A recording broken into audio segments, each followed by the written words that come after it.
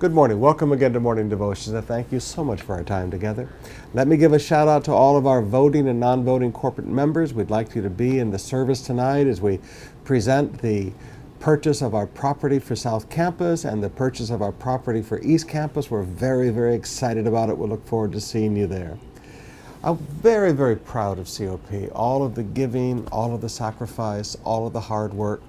It's been so fun to watch our teams get together and unpack trucks, pack food, and then repack the bags into other trucks. And I told my daughter the other night, I said, our people work hard, they work fast, and they work fun. In less than 2.5 hours, our people had packaged food for 1,600 families. So COP, I salute you. When I stand in times like that and watch you, I can't believe that I get to pastor such a great people. You are awesome. We're working hard to try to help our cup of buying in the South. But let me talk to you about that for just a minute. James was a very, very practical man, and James was a very direct man. In chapter 5, beginning with verse 1 in our text today, he said, "Now listen, you rich people. Weep and wail because of your misery that is coming upon you. Your wealth has rotted, and the moths have eaten your clothes. Your silver and gold are corroded. Their corrosion will testify against you and eat your flesh like fire. You have hoarded wealth in the last days." Then you go on down to verse 5. He said, "You have lived on earth in luxury and self-indulgence. You have fattened yourself in the day of slaughter." Now, my friends, I want you to think a little bit. At what point is enough enough?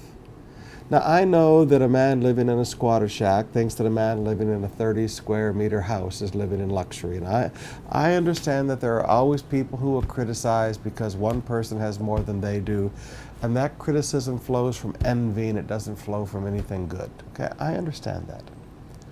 But I think each of us at some point or another in our life needs to realize we should not be hoarding wealth in the last days. We should not be living in luxury and self-indulgence in these last days.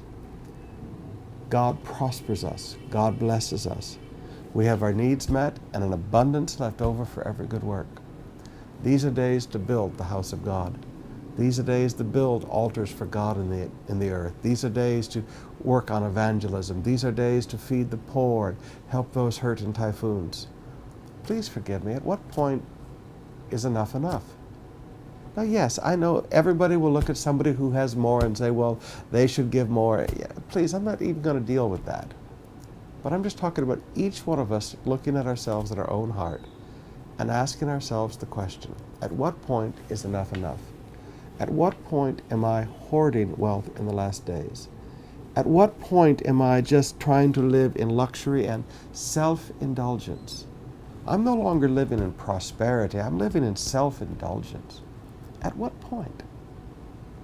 When we could take that money and preach the gospel to people who are on their way to hell. When we could take that money and build houses of God where people can worship and leave an inheritance for our spiritual children's children. Where we can fill up trucks with food and go feed people whose lives have been completely devastated, who have nothing. At what point is enough enough? Now, I don't think any person has the right to say that to another person because that's where envy and jealousy gets in. But I do think that in each of us in our own hearts needs to ask ourselves the question, at what point is enough enough? Is what point has my giving decreased? Maybe not an amount, maybe the amount has gone up, but maybe the percentage of income that I give and the sacrifice is no longer there because I'm more interested in self-indulgence than I am in preaching the gospel. You are looking at an unashamed prosperity preacher, but I believe in preaching prosperity. My needs met and an abundance left over for every good work. I believe in prosperity. I can have an inheritance for my children's children. I believe in prosperity, but I don't believe in avarice. I don't believe in self-indulgence.